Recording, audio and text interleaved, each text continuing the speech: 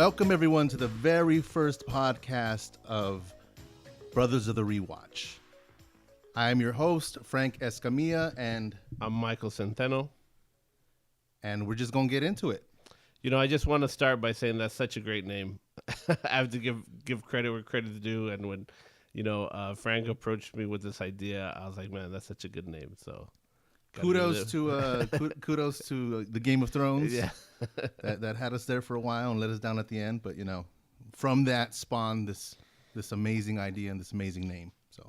And another reason I really like this idea, because I feel like this is what exactly I'm doing now. One of the biggest things of becoming a father and having a son, I was like really looking forward to just being a filmmaker and a love of cinema, just introducing them to that world and being all excited about that. But then, very early on, we were watching like The Nut Job 2, like all these movies are just like, oh man. But now that he's 8, and especially during COVID and the last couple of summers, I've just been introducing him to a bunch of the 80s stuff that we grew up on and we love. So I've been rewatching it now, and then just kind of rewatching it through that lens of it has me reflecting a lot about when I first watched these things and what I was thinking at that young age. Because I think we talked about this a little bit. Man, we're watching stuff when we're looking at these dates, and we're going to get into this one specifically, but we're 4 or 5 when this stuff came out, how much did we really understand? Or was it that we just watched it? I know for me, we would just rent them, at the video store, over and over and over, and just rewatch them, because there's not that many options. It was an exciting time because PG, the rating system was different. Right. So PG was pretty much rated R. Yeah. We were introduced to death and terror at a really young age, and it helped shape us, right? And movies, I think, that excites me and makes me really happy to hear that sort of passing of the mentoring for your child, right? Yeah. The passing of real stories, good stories. Because right now it feels like they're few and far between, and I think we were really blessed to come up in an age where we had real storytellers, offering us these opportunities to experience these things. So, and then the other thing though, but the process was also it was an experience, right? It was completely different than what it is now. How much do you feel that has played an impact? So back then, you would have to get to the video store, however that meant, whether or not you went with your parents, by yourself, rode your bike, or you walked, right? So you had to get to the video store. Then you had to see what they had available. Yeah, because they would have one copy exactly. your favorite movie. And so you'd have to, my younger sister still tells stories of the torture of going with me to the video store. Yeah. Because our video store was in our local market called the Fines Market. It was upstairs, and it was this room with this grumpy old man. And I would sit there on Saturday mornings until Saturday afternoons in hopes that, the movie that I was really wanting to see would come in. Yeah. And sometimes she would want to come with me, and then we'd just sit there, and she's like, you used to make me sit there all day long just so we could get that movie. And sometimes it wouldn't come in. I'm like, that's the point. That's the love of movies. That's the lesson. Yeah. Yeah, so that was good, man. So speaking about lessons, our film that we're talking about today is the classic 1984 Karate Kid. So Karate Kid was directed by John Avildsen, written by Robert Kamen, starring Ralph Macchio, Pat Morita, Elizabeth Shue. What was Johnny's name? William Zabka. I was looking up the writer, and he did 1, 2, and 3, but then he also did, which I thought was kind of interesting, he also did The Fifth Element and Taken, which are kind of... Oh, wow. Yeah. I really enjoyed Taken as an action movie. I was like, damn, that was really good, the first one.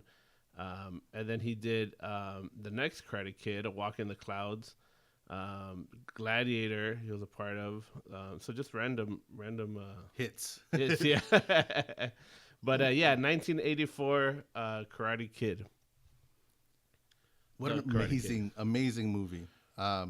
Seriously life-changing. I'm glad this is our first movie that we're talking about.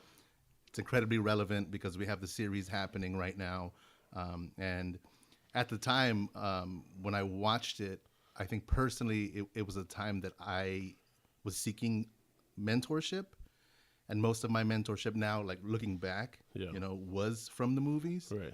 So like to see this beautiful martial arts movie, which it is, that was so different from every other martial art movie that I've ever seen. Right.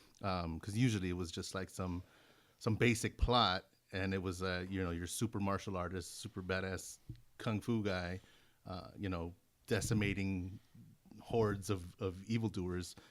This one just it had such a deep meaning intertwined with the entire story. Yeah. And so I'm thinking back, when I saw it, it really blew me away. Yeah. What was your first impression of the movie? You know, I don't remember the very first impression, but I do have memories of us like going to the video store. We would watch movies as a family most of the time, and so like I remember us like this was one of those ones that we watched and that we were all like super into, and it definitely having a lasting impact. I can't necessarily like in retrospect, yeah, you go back and you think about those specific why it had such an impact and like, oh damn, like this was going on, this was happening, but at the time it was just like pure joy and entertainment, and such a good movie overall. But it was definitely one that we would rewatch a lot, and I even remember it coming out on TV as we got older a lot, right, and then rewatching it there a lot. But yeah, just one of those classic movies, and I have to say, having rewatched it recently, like it definitely still holds up, man. It's so good. Just from like the score, the music, the acting, it's 80s, right? It's classic 80s. It's just like, but fundamentally, like the story and the relationships and what they walk away with, I think it's just like, it just is solid, man. Yeah, the 80s hair in it is great, bro. Yeah. I'm just thinking right now back in Billy's app, it had that those amazing side bangs that looked like a plate, like he was wearing a plate on his head. I was like, that's a villain. Yeah. Yeah, it's funny too, Mike. I'm thinking back, and the first time I saw that movie was at a drive-in. Oh, nice. My family, that was a big thing for us. Yeah. My dad was a trucker, and my dad had also other issues which made him not be around very often. So when he would come, my mom would like make him do things with us, and one of those things was to take us to the drive-in. Nice. So I remember being uncomfortable. My mom, in the seat, with my other 4 brothers and sisters, and my mom making the giant bag of popcorn in a paper bag. Yeah. And then my brother or my sister having to hide under the seat so they didn't charge us as much to get in. Yeah, and seeing it there on the big screen, which was an entirely different experience. Oh yeah. I bet. But it was magical.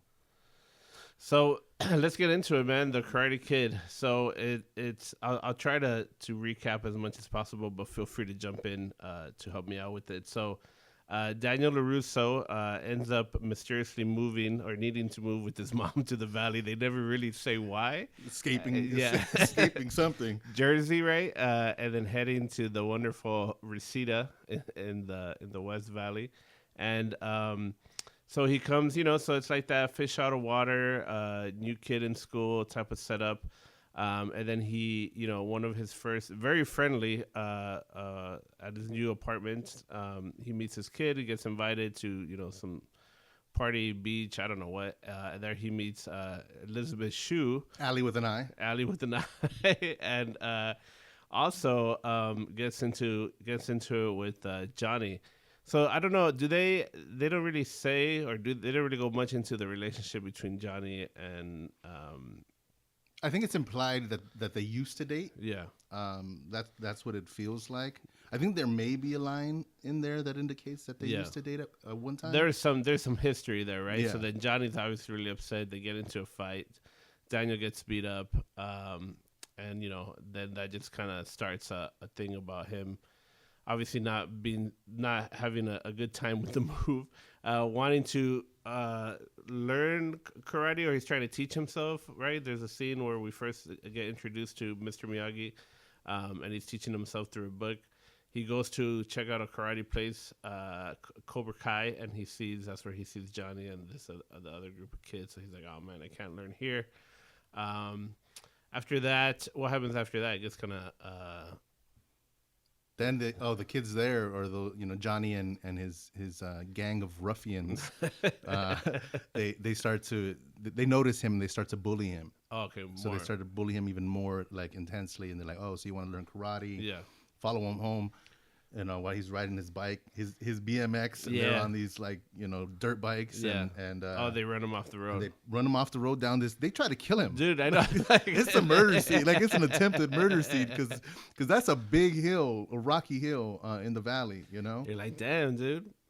It was intense in the 80s. So then, so then he gets his bike, right? Mr. Miyagi ends up fixing his bike because he comes home crying, throwing the bike in the trash, all that stuff. So he's grateful for the bike, and he goes down to Mr. Miyagi's lair, to Mr. Miyagi's office, and he thanks him for it, there's a spark there, like there's an interest, like here's this person who's being kind to me, right? I want to hang around you, and he just starts kind of hanging around Mr. Miyagi, while Mr. Miyagi's fixing stuff, and they develop a friendship. That's true. There you go. Then he's like, they're talking about school, and it's cool. Like on the rewatch, I didn't notice it. I noticed it on the watching it recently, but he's like, oh, I can't go to the dance. I don't have a costume. And then like in that shot, the costume is there in the background. Yeah. But I was like, oh, I never picked up on that. And then he ends up, Mr. Miyagi makes him a makeshift costume. He goes to the dance. Well, it's cool because Daniel's asking. He's like, well, why don't you want to go to the dance? And he's like, would you go? He's like, yeah, if I could go dressed as the Invisible Man. Oh yeah. And then he's like, Invisible Man. Yeah. And then he puts him in the shower. Yeah, which is a pretty awesome costume too. So then he goes. He sees or he finds Johnny in the bathroom, and he ends up like connecting a hose or something, right, to like flush him out or whatever. And then they end up again trying to chase him down and beat him up, and then mysteriously out of the sky comes Mr. Miyagi to fuck shit up, right? Like he's like out of the sky. He's like I'm gonna take you guys out. And then he, like, Mr. Miyagi goes with Daniel's son to the dojo, right? Yeah, he takes him and he heals him up. I think he sees to his wounds, and there's a really nice conversation between them, and then he takes him to the dojo in an attempt to make peace. Yeah.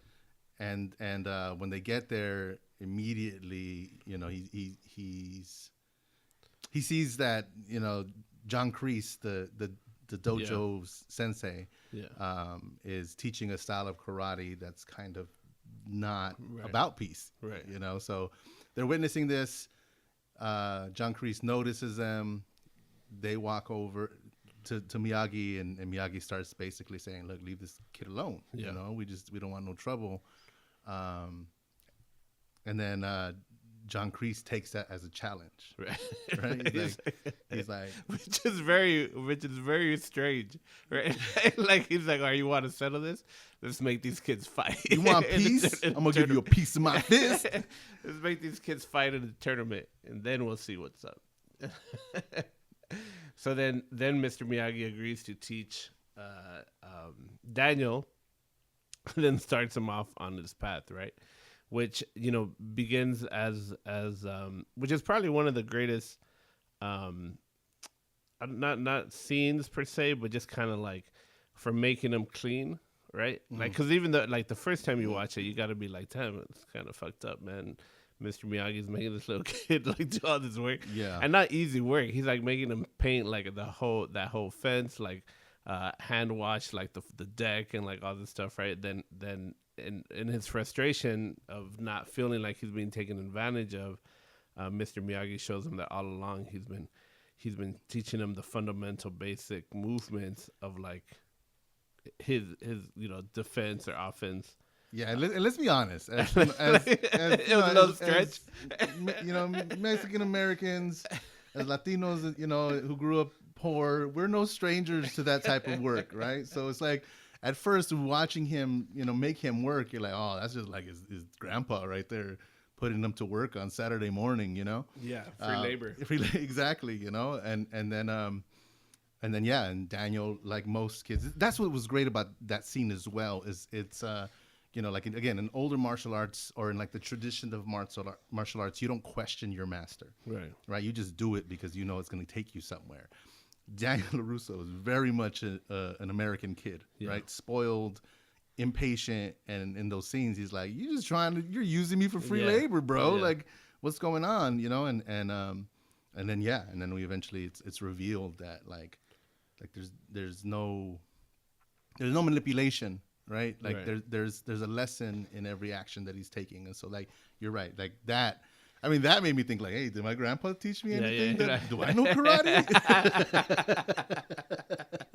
and so and then Daniel fully buys in, right? You know, but it's after he sees, right, you know, that he's been learning something all along. And so like at that point, moving forward, then it just becomes the movie just keeps. This movie moves quick, you know, like the pacing is so great, the storytelling, it's so good. But like from this point on, I think I don't know, I guess it'll be maybe considered the second or third act. It's just so good, dude. Like just keeps getting, this movie just keeps getting better and better, you know. I think what's really great is that they really start to build like on this relationship between Mr. Miyagi and Daniel's son, right? In the absence of not having a father. And then just kind of developing this relationship with Mr. Miyagi. And then Mr. Miyagi, obviously not having any family either, right? They just kind of build on that, and not in a very like, it's not like over the top or like in your face, but it's kind of subtle, you know, in a way. But they do really such a great job, man, of just building that relationship between the two, both as like a friendship, but then also like as a master student, but then even like father and son, you know? Yeah, there's that one scene, and I think it's probably the most powerful scene in the movie. Where Miyagi's drinking. That's so good. Yeah, it's just, you know, it goes in depth to his character, but it's like it reveals things about him. Like in that scene, we learn that he was, you know, in World War II. We learned, you know, that his family, you know, were taken into encampments, right, because they were Okinawan American, and like being from Boyle Heights, right, like. As I got older and I rewatched this movie, that hit a little different, right? Because that history is very much part of the city that I grew up in. You know, where people lost their businesses, where people lost their families because of the short-sighted ignorance, you know, of America. Yeah. You know, and so witnessing that scene and Daniel like becoming sort of the mentor in that scene, sort of the holder of space. Yeah. You know, while Miyagi is in that moment of passion, of emotion, of weakness, like it was just so perfect. And having like the maturity to recognize that, right? Yeah. As a young kid, that was needed, and also processing like whatever he was going through, right? Like Mr. Miyagi was going through, and just like it's just like because even like there's no dialogue, but it's all in their faces and their eyes. Like Daniel does such a good job, dude. Like. He totally conveys like what's going on and like kind of curious and like not knowing how to handle it, but then again showing that maturity and like just kind of caring for him, right? Well, he did have a little drink in him too. I was like Miyagi, Daniel's about 16. And he got a little bit of whiskey. Drink. It was such a great scene, man. But you hit it on the nose. Like he handled that scene incredibly well. And it humanized the teacher, the parent, right? Like I think that was so beautiful too, because you know I think I think about the wounds in people and a lot of things that we carry into our adulthood, and a lot of it has to do with this disconnection because we think our parents should be super people, superheroes, they're unbreakable or unbreakable, and in this scene, I mean, this is not as blood parent, but it's, you know, he's very much becoming like that father figure. He experiences him on an entirely different level, which deepens the relationship. Immediately. It was beautiful. How do you feel? So like up to this point, and I guess even throughout the movie, how do you feel about the role of the mom and like even like her relationship? Because it's almost like not even. It's not even really there, right? Like they don't like you think about like that. She's just cool with like. This old dude hanging out with her son, or her son hanging out with this old dude gifting him cars and shit. like what's going on? I think it was a different time. I think about again. I take it back to growing up. You know, where I grew up. Like I grew up in the hood. You know, and I think about how much freedoms I had with my mom. Yeah. You know, and for her it was like it's like, yo, I'm giving it to God. Like she said that so many times. Like, I can't, God's gonna take care of you because I can't. Right? Yeah. I can't be out with you all the time. So I was like, man, I used to walk through like different gang neighborhoods to get to my friends' houses. I used to walk a mile to play Street Fighter 2 in a liquor store, And so like such a good game. great game. Defining a generation. Defining a generation. So I think about that mom reminded me a lot of my mom. Like, I don't think she was, I think now people would think she was irresponsible. Yeah. But I think she was just like a single hardworking parent who had to believe in her son, who had to trust like the kindness of strangers. Right. And I think that was a different time when that was okay. Yeah. Yeah. But now, I mean, I'm sure parents would be picketing, how dare she? But sometimes you just have to trust. And I think that's what she did. Like, I think she didn't know what to do with her son because he was getting picked on, he was getting beaten up, and he couldn't connect with her. He couldn't talk to her about it. Yeah. For shame or whatever reasons there are. And I think it speaks to something larger. How when they say it takes a village, like we used to be raised in community. Like, I think parents used to realize that they can't be the only ones, teaching their kids. And at some point there's a disconnect. At some point there's a distance that's created between parent and child. And that space has to be filled by a mentor. Yeah. So I think that I think she was cool. She was doing her best. She was doing her best. Yeah. No, I mean, she did a great job, but it's just really interesting, like the real relationship between again, Mr. Miyagi and Daniel. So Daniel then embarks on his journey with Mr. Miyagi and really starts to take in the training, which leads to another great scene in this film is them at the beach, right? And then doing the crane move. First he sees Mr. Miyagi doing it, and later on in the montage we see him doing it, right?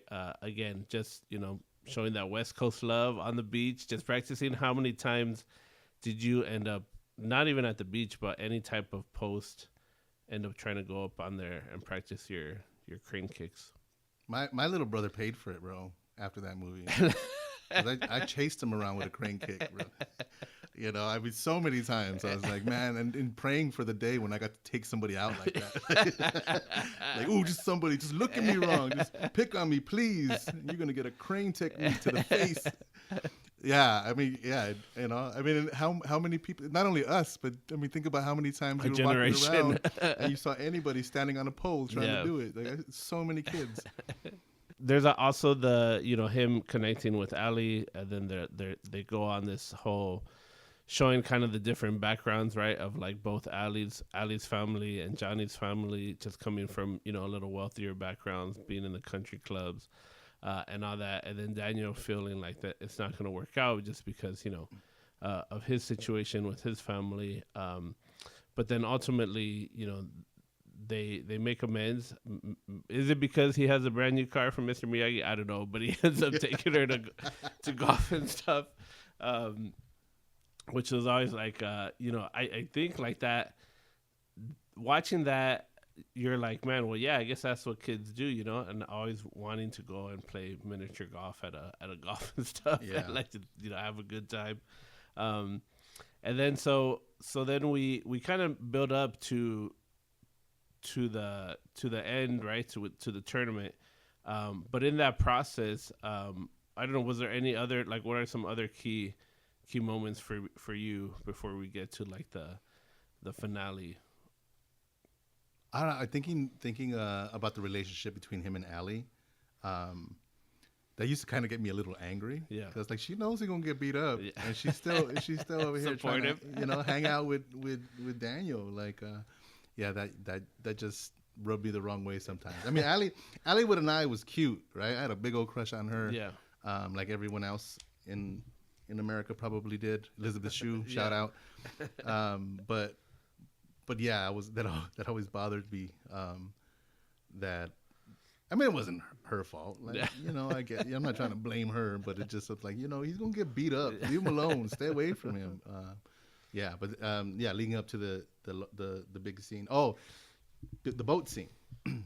when they're standing on the boat. Oh yeah. You know, and I mean, and also like with the boat scene where he's standing on the boat and he's teaching him about balance. Yeah.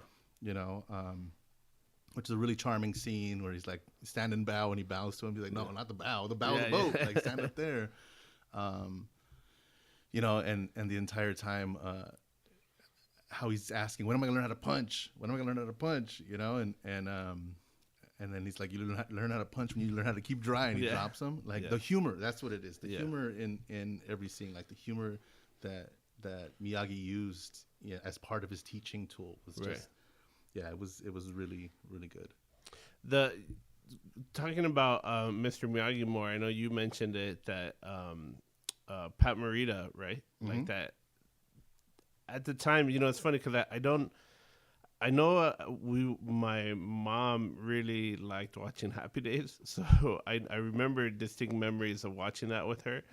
I don't know if I ever made the connection or remembering that he was on Happy Days and just like hearing his, you know, his voice on that, and then watching Karate Kid.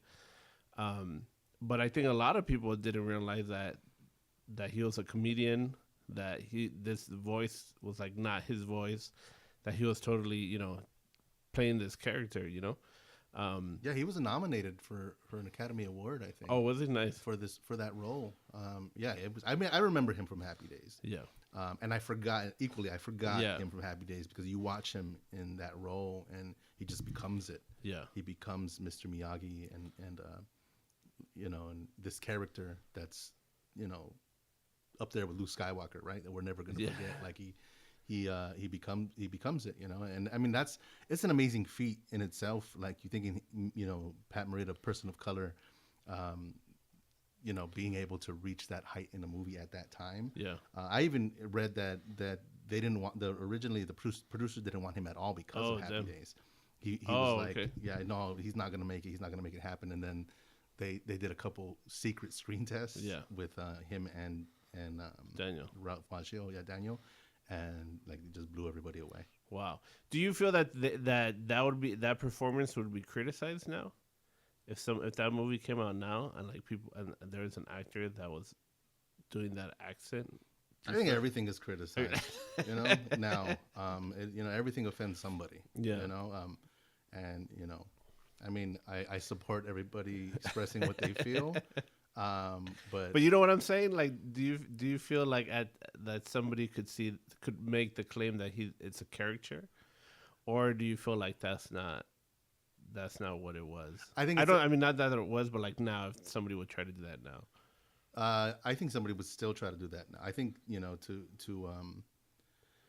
I think he took the idea of a character. I don't think he was trying to be that caricature. Yeah. I think he took that idea and gave it honor. Right. That's a great way to put it. I mean, that I'm sure that's a composite of people that he's known in his life, right? Of people that influenced him, maybe in his family. So I don't think he dishonored anybody or was being disrespectful in any way. Yeah, nice. So going back to like just and then just showing like that again, like their like chemistry, right? Like the relationship, like it was just so good, right? Like between Daniel and Mr. Miyagi, and then just going into the teachings, right? The learnings, the music, and the montages, right? Like it's a great score, but there's also great music, right? And like what was one of those things that you shared with me was that how that song was originally meant for Rocky. Was it what? Rocky 1? Oh, Rocky. I think it was Rocky 2. Yeah. I think it was Rocky 2 or Rocky 3. For one of those. It was actually I read that they you know fished that around, like they were yeah, you know, even like Footloose, right? Like different movies that just didn't want it, yeah. And then they used it for the you know the final battle montage scene, well, not the ending battle montage thing, and it hit. But then like I also think like rewatching like all that music that comes on, like if I hear that music I think like damn, that's 80s, right? I think of the Karate Kid and I'm like like Cruel Summer, whenever that song comes on, Oh yeah. it just automatically takes me back to watching Karate Kid and That's the true. 80s, you know? Like it transports me. And also the music, I mean the score is so good, you know, like all those the fly on chopsticks. Is that part Oh one? yeah. That's part one, right? Yeah, that's part one. Okay, to be honest, whenever you do a little bit of exercise, tell me you don't hear that song. You're the best. Oh yeah. That's it's not that comes on now when it's like little, but when I'm getting into it, you know, when I'm like into it, I'm like, oh yeah, I'm feeling good, I'm Fight moving, till you drop. Yeah, man, that song is so motivating. Again, rewatching it, like man, it's still I feel it still holds up. It's so good. Again, like having that experience of like watching it with my son is always fun because he's like watching it like through his eyes the first time, and then just reflecting on like what I was going through when I watched it the first time. I'm like, oh man! But when we come to the tournament, man, even on the rewatch, even knowing what's gonna happen, I feel nervous. You know, I'm like nervous for Daniel. Like, you know, I'm like nervous for Mr. Miyagi and Ali, and just like, man, what's gonna happen here? You know, because you're like realistically, like these dudes training with Chris, right? We haven't talked about him, but that's such a great actor and such a good character for the minimal amount of screen time that they give him and dialogue. He does such a great performance. I don't understand why he didn't do other movies or get cast, you know, in other movies or shows because he was so good. Or maybe he did, I don't know, but nothing as memorable as what he did for Karate Kid, right? So here you have Daniel, training maybe like 3 months, couple months, you know, couple weeks at best to these guys that have who knows how long they've been with Cobra Kai, but it seems they've been there for a while. Yeah. Not only stronger, bigger, more experienced, you know.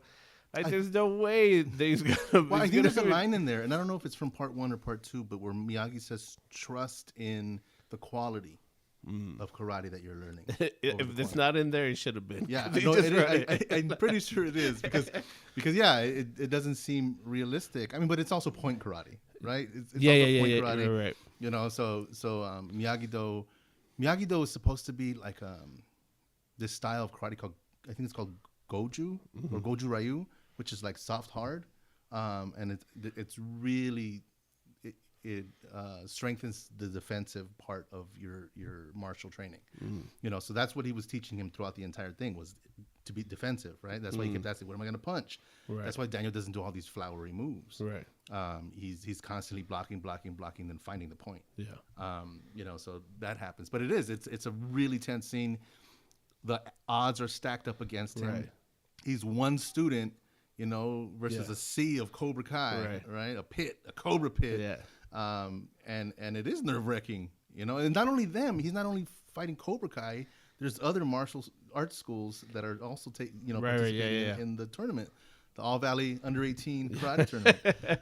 And you know, so it's a tense moment, and it's an uphill battle for him. And then, you know, when they get to the arena, and and Daniel's like, how does this work? Yeah, exactly. Miyagi's like, don't know. First time you, first time me. And he's like, and then he's like, what are you talking about? Like, I thought you knew about this. You know, and he's like, yeah, for life, not for points. Yeah. And then luckily Allie's there, and she's she's breaking it down for them. She has a thing for karate fighters, and she knew she not her first tournament, perhaps. And so she breaks it down for him, and then he's nervous at first, but he gets his groove. Yeah. What's also funny is that, like, you know, growing up in the Valley, it was very great to see the All Valley Karate Under 18 tournament. When in the 80s you see so many movies about LA, it's finally seeing the Valley get some love, you know. I'm sure that karate was a good time after this movie, right? The karate business in the Valley, it probably soared, right? Like there must have been, I didn't do it, but I'm sure there must have been tons of families and kids getting enrolled to learn karate. It must have been a boom in the industry at that time. Industry in the Valley, every corner, right next to every liquor store. There's a karate dojo opening up. So we go into the tournament, and like again, man, so good, dude. It's just so good, right? The way that the way it's shot, the way they kind of compile it, and then we get into once we get into like the final what are they called? I don't know, final rounds, I guess, between the where he's like moving up the elimination tournament, right? And he's fighting the different. He now have to match up against other Cobra Kai's. Um, and there's a scene where he gets hurt. They get signal to take out his leg, right? And then You gotta see the line. what Oh no, that's not yet. It's not the line. oh, the We'll body get there. bag. No, like sweep the leg. Oh, yeah, But that's yeah. after this. Yeah. That's after this. And so like what was funny, like what was interesting watching it in the rewatch was that I forget the character's name. Bobby. Was it Bobby? Mm-hmm. That he tells Bobby to do it, right? To take out his leg or his knee or whatever. And he does it, and like he immediately like gets down and like starts apologizing. Yeah, because he didn't want to do it. Like, Yeah. even when he was told, he's like, do it. But Sensei, I could beat this guy. Yeah. And he's like, I don't want him beat. Right? Yeah. It's like, this Sensei is psycho, bro. Yeah. Like, he's like, but I'll get disqualified. And then he's like, out of commission. Yeah. Right? He says, and so, Bobby has to do it. And Bobby takes out his knee and immediately is remorseful. Yeah, but I don't remember that at all. And so then, like, rewatching it, I was like, damn. So not only, like, did he not, like, you're right, like, he wanted to win on the up and up, but also, like, they're, like, at the mercy of their psycho sensei, which is interesting. Just switching gears real quick. When you go into the Cobra Kai series, they do such a good job of also telling his backstory, right? And then kind of also humanizing him and, like, his experience that led him to this point, right, where he's coming from. But obviously we're not getting into that in this movie, but we're just seeing him for like, damn, this kid wants to like take out this 16-year-old, like he's like take him out, but I thought that was pretty cool to actually see, like, not the kids didn't it's like high school bullying, I guess. Like, you don't necessarily want to really hurt the guy, but You get where the bullying is coming from, right, because the sensei is just a big bully, and then in that interaction you see the difference in styles of teaching. right. where he's just, Sensei Kreese is an army veteran. He's been through war, right, and it's more important to destroy your enemy, right, than to be a compassionate, right, and have integrity in the way that you fight. Yeah. So that it was sad to see, and you see, I love that kid. Bobby doesn't get enough credit because you see like his worry and compassion when he's told to do that. You see his compassion when he does it, and then Daniel's out, taken out of the competition, right? Which then leads to another great scene in the movie where he goes to the back. They tell him he's not going to be able to fight, and then Mr. Miyagi does his thing, right? Yeah, but that's the dialogue in that scene is great too. Because remember, the doctor's looking at his knees like, I don't think you're gonna be able to do it. Like, you did well out there, young man. The mom and Allie with an I are both trying to give him support, and he's like, Daniel's just angry and they leave, and he calls Mr. Miyagi back, and he's like, Mr. Miyagi, do you think I could have won? Right, I love this scene. Make me get all teary eyed. But he's like, "Do you think I could have won?" And he's like, "Doesn't matter. You were doing good." And he's like, "That's not what I mean." And then Miyagi's like, "Hey, I think you had a good chance." And then he says, "Well, can you do that knee thing?" Which we forgot to mention when he fixes his elbow after the painting, right. his shoulder after the painting. Yeah. But he's like, "Can you do that thing?" And Miyagi says, there's no point. He's like, you don't have to do it anymore. You proved a point. And then Daniel's like, what point? That I could take a beating? Yeah. Like, I'll never find balance that way. Not for them. Not with them. Not with Ali. Not with me. Right. Right. That scene just got me, bro, because like Daniel was pushing through, right? And it was this moment where Miyagi was allowing him to make his decision. Yeah. Right. Rather, he was supporting his decision. Right. Because Miyagi could have said, nah, like, you're done. You had enough. But Miyagi was like, make the decision. Yeah. Right. He let him make his decision. He fixed his knee. Yeah. And then he dramatically comes out like limping. Like, that scene is so good. Yeah. So many scenes in this are so good, but that one is just like, it's like, wow, that's mentoring at its best.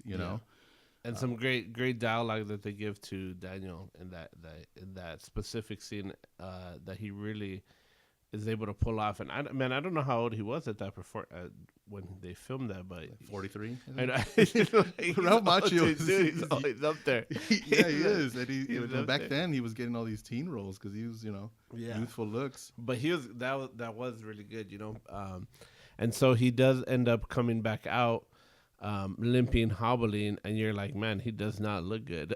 Like, there's no way he's going to. Yeah. He's going to pull this off, right? But they hype us up too, right? Yeah, it's like cause the music. They're about to give Johnny the trophy, and then Ali runs out and whispers into the guy's ear. And he says, Daniel LaRusso. Daniel LaRusso's gonna fight. It's Daniel LaRusso. Remember the first time seeing that, and like the 25th time seeing that. Every time you get all hyped up, dude. That those last, I don't know, what is that, like last 5-10 minutes. So good. I even rewatching it this last time. I was like, man, this is so good. You're right, because they like hype it up, they build up the tension, everything, the music, right? So then, does it immediately go to the crane coming out? Yeah, right, because he could barely because he hadn't fought Johnny yet. So this is where he was. Okay. So they do a couple points, right? Yeah, because Bobby got disqualified, right, for taking him out. Yeah, Johnny was the returning champion, and he would have fought Bobby. Yeah, but he got disqualified. Daniel couldn't fight, so Johnny was gonna win. So he comes out, they get into it, and Daniel's doing good against him, right? There's a couple points, and he's even surprising Johnny, where I think he scores like 2 points on him. Yeah. And then Johnny does like a elbow to the knee again, like they just keep targeting the knee. Like, sweep the leg. Yeah. With John Kreese, that line is great, bro. And he's like, sweep the leg. Johnny starts fighting a little aggressive, right? And then finally when he kicks the leg, that's when he's rolling around on the ground. Yeah. And that's when that other line.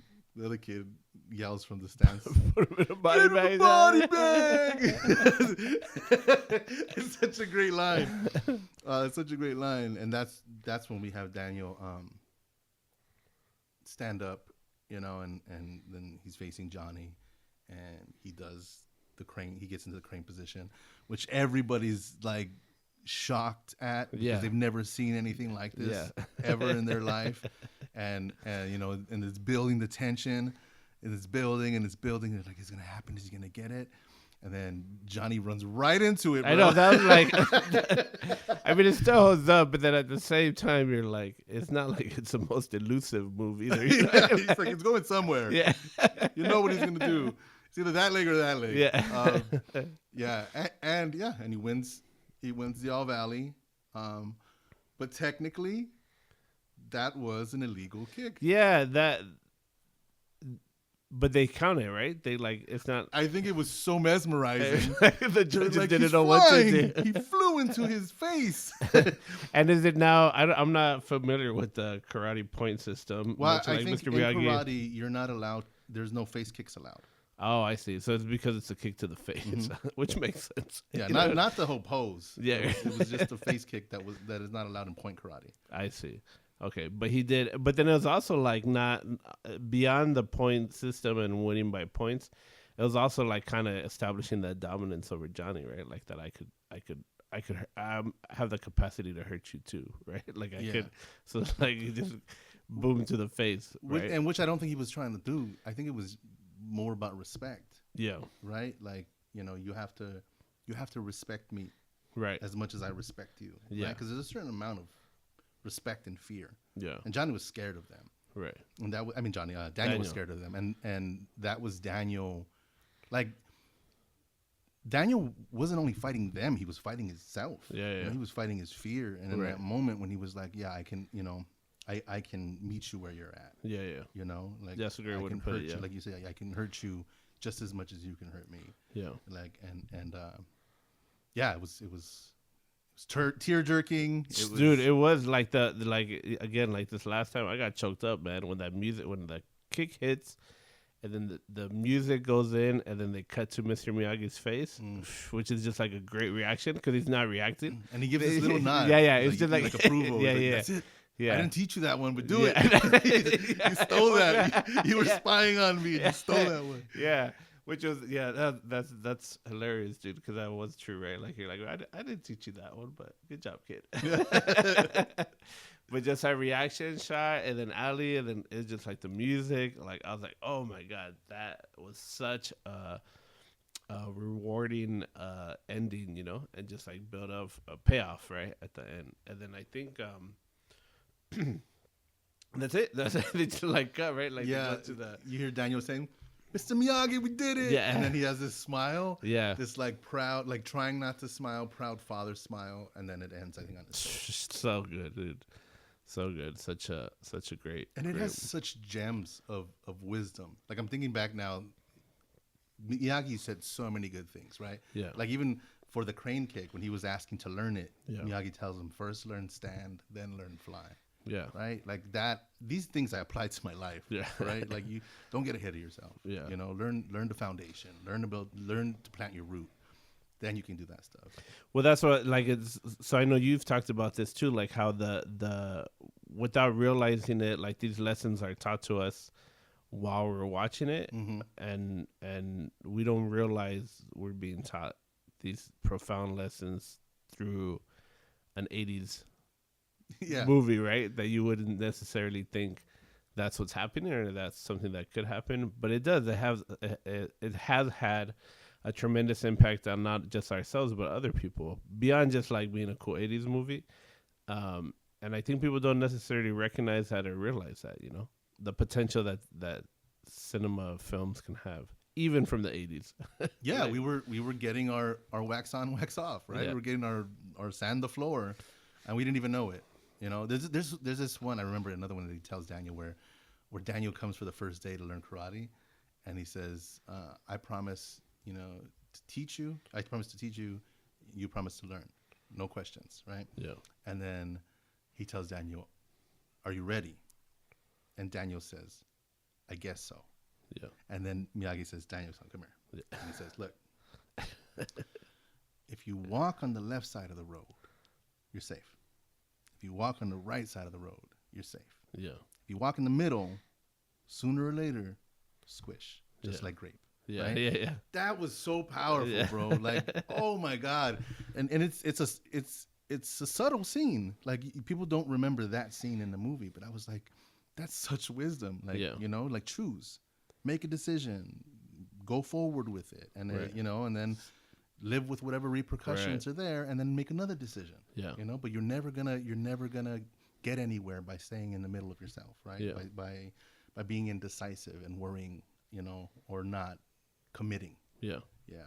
So good. So Classic. many lines. I'm gonna go watch it again right now. And, so I definitely think we should maybe, you know, on another episode we could talk about 2 and 3 together, and even like the Cobra Kai's. But definitely, this film, if you haven't recently, I think it definitely deserves, like you said, a rewatch. Rewatch approved. Again, watching it through like as you're older now, you know, if you watched it as a kid, even if you didn't watch it as a kid and you're younger now and then you haven't seen it, I think it still holds up, man. It's so good. You know? Yeah. It's definitely one of those films you pass on to your family. Yeah. You pass on to people that you care about. Right. You know, it is.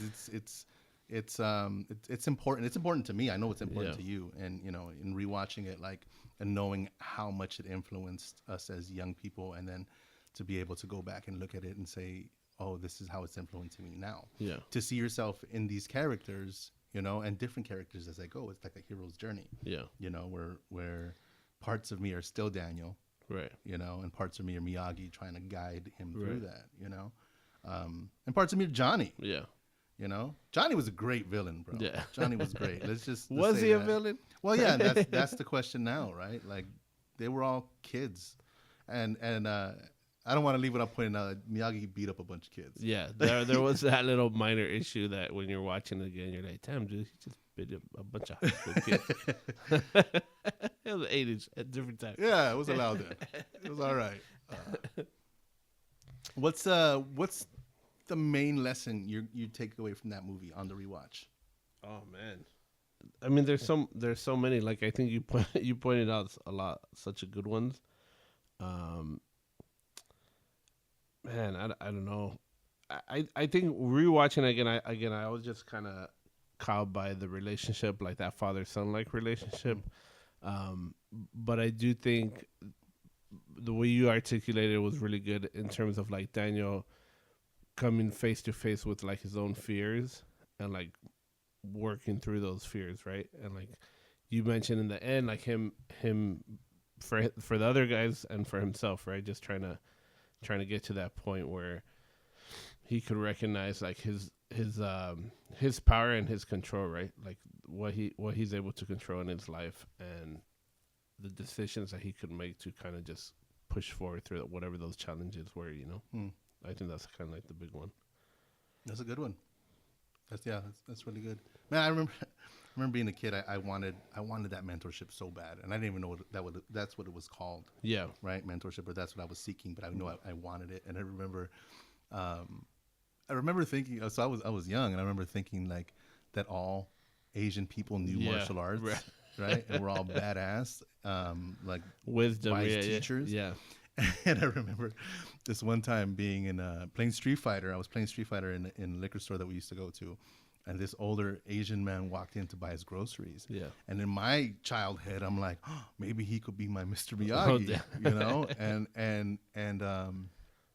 you know, and following him. Yeah. Right. And following him, like, and he was walking home carrying his bags, and offering to carry his bag in hopes that he was this phenomenal teacher and that he would take me as a student. Which was so important to me at that time. I mean, he probably was scared of me. He's like, why the hell is this kid following me? He's going to rob me, which was not my intention. My intention was like, how do I, sir, can you teach me, please? Yeah, can you teach me? I mean, no, my pops wasn't around. Yeah. You know, and so like that was just like a young person finding wisdom and a path offered by a movie. Yeah. You know, and then seeking it in the real world. Right. Of course, that's not true. You know, but I think it allowed me to think different. Like even that experience, right? As funny as it was, you know, because I mean, I followed that guy a few times, you know, and I would talk to him, and like he would always offer me something. Like he picked up a penny, and he was like, "Oh, without the penny, there'd only be 99 cents." And I was like, "Whoa!" You're like, "Hold on, let me write that down." Yeah, I got to go apply this in life, you know. What is he trying to tell me with this? And then eventually, I think he just started finding a different route because he didn't want this little fat boy, that Latino kid following him, you know. But yeah, it's a sort of, it shows how special that movie was. Yeah, you know, and how special and how it did guide a generation of people into like learning very valuable lessons. Yeah, and seeking out like relationships that can offer those types of things. Yeah, you know, on a subconscious level, I think. It's a beautiful work of art. So good. So I think that's a great first episode, man. I think that's a great that's a great way to kick off this show. What do you think what do you think our next show should be? What do the people want to hear? Yeah, what do you want to hear? We're like, nobody wanted to hear the review of the 1984 spoiler warning. Oh yeah, we forgot to give a spoiler warning. I think if you haven't watched it at this point, you're spoiling your own life. Like, you know, I don't know, but it's something good. It's something from the 80s. And I don't know, you have a suggestion? Man, I don't know. You know, I think when we were talking about this, we were just talking about the show is out, and the show's really good too. If you haven't checked that out yet. I went into it with a lot of hesitation, thinking it was I don't know, just having certain perceptions of it, but then getting into it, and I'm like, damn, they did such a good job with it. Yeah, it's great. Yeah, it's really good. So I don't know, man. 80s, you know, we could would think about it, but definitely, I think that's kind of like the goal with the show, is just to kind of revisit some classic films that we grew up on watching, that we have these conversations anyways. Yeah. So we're like, oh, we should just at like 9 p.m. over either text or phone. We're like, oh, we should just do it. And again, the Brothers of the Rewatch, such a great name. It's going to be exciting, y'all. I mean, there's a plethora of movies from that time, from when we grew up, that were just so phenomenal, and you're going to hear about all of them. Yeah. 'Cause we talk about all of them, and all of them offer, some sort of beautiful lesson, right? Some sort of, like, we weren't into sports. Yeah. We were into movies. Our sport was, watching these phenomenal movies, and I look forward to sharing that with everybody. Brothers of the Rewatch, once again, we're your host, Frank Escamilla. Michael Centeno. And remember, when life comes at you with hard stuff, sweep the leg. You're the best around. Nothing's gonna ever keep you down. You're the best.